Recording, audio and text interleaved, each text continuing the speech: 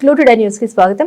కల్వకుర్తి పట్టణంలోని ఇందిరానగర్ కాలనీలో 20 వార్డు స్వతంత్ర అభ్యర్థిగా సాతురి కృష్ణవేణి కౌన్సిలర్ గా పోటీ చేయడం జరుగుతుందని, తనకు ఎలాంటి ఒత్తిడి లేదని, తన స్వతంత్రంగా 20 వార్డులో పోటీ చేయడం జరుగుతుందని, ఇందిరానగర్ 20 వార్డులో గత కౌన్సిలర్ గా పనిచేసిన వ్యక్తులు ఇందిరానగర్ 20 వార్డు అభివృద్ధి చేయలేదని, తన ఇందిరానగర్ కాలనీకి చెందిన వ్యక్తినని, కాలనీ ప్రజలు స్వచ్ఛందంగా ముందుకు వచ్చి తనను గెలుపు కోసం ముమ్మరం ప్రచారం చేపడుతున్నారని ఇందిరానగర్ 20 వార్డు కాలనీ ప్రజలు మాట్లాడుతూ, ఏ పదవి లేకుండా రుద్రమ్మ దేవి ఝాన్సీ లక్ష్మీపై వీరనారులు ధైర్యం చేసి ఏ విధంగా అయితే ఒంటరి పోరాటం చేసి గెలిచారో ఆ విధంగా ఇందిరానగర్ కాలనీకి చెందిన స్వతంత్ర అభ్యర్థి సాతురి కృష్ణవేణి పోటీ చేస్తుందని తెలిసి తమ మద్దతు ఇవ్వడమే కాక ఆమెతో తిరిగి ప్రచారం చేశామని, ఆమెను భారీ మెజారిటీతో గెలిపించుకుంటామని కాలనీ వాసులు అన్నారు. నమస్కారం అండి.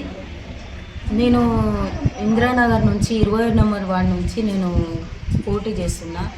ఇందులో ఎవరి బలవంతం లేదు. నా ఇష్టపూర్వకంగా నేను స్వతంత్ర అభ్యర్థిగా నేను పోటీ చేస్తున్నా. ఎవరైతే నాకు చెప్తే నేను చేయలేదు. ఎందుకంటే అక్కడ నేను పుట్టి పెరిగిన కాలనీ వాళ్ళంతా నేను అందరూ నాకు తెలిసిన వాళ్ళు ప్రతి ఒక్కరూ నువ్వాడితే బాగుంటుంది, మేము గెలిపిస్తామని చెప్పి సపోర్ట్ చేయడం వల్ల నేను ముందుకు వచ్చి అక్కడ నువ్వాడిన. కానీ ఎవరైతే నాకు సపోర్ట్ చేయలేదు, ఇప్పుడు కాదు ఎప్పుడు నాకు సపోర్ట్ చేయలేదు. ప్రతి విషయంలో నేను ముందలు ఉంటున్నా. ఇక్కడ డబల్ బెడ్రూమ్ కాడ కూడా నాకు ఎవరు సపోర్ట్ లేదు. నేను ముందలకు వచ్చి ప్రతి విషయం పనులని సార్ వాళ్ళతో కొట్లాడి, ప్రభుత్వంతో కొట్లాడి నేను పనులు చేపిస్తున్నా తప్ప నాకు ఎవరు సపోర్ట్ లేదు. దయచేసి అట్లాంటివి న్యూస్ అనవసరంగా వేస్ట్గా వాళ్ళు చెప్పిరని అట్లాంటివి ఏమీ లేవు. మీరు అట్లాంటివి కలిపియకండి. నా సొంత నిర్ణయం ఇది. నాకు అధికారం ఉంది.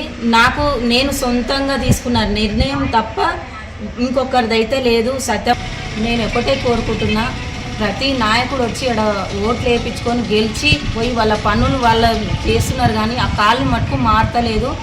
అందువల్ల నేను ఒక అడుగు ముందుకేసి నేను ఆ కాలనీ మొత్తం అభివృద్ధి చేయాలని చిన్నప్పటి నుంచి చూస్తున్న ఆ కాలనీ ఎప్పుడు అట్లనే ఉంటుంది. ఎవరైనా పోటీ చేస్తున్నారు తప్ప దాన్ని మార్చలేదు. అందువల్ల నేను ఆలోచన వచ్చి నేను ముందుకు వచ్చిన తప్ప ఎవరికి నాకు ఎవరు ఒత్తిడి చేసి నన్ను అందులో నువ్వడబెట్టలేదు. మళ్ళీ ఏ నాయకుడు కానీ అలా ఓట్లు వేయించుకొని వెళ్ళిపోతారు తప్ప ఏ పనులు కరెక్ట్ చేయలేదు.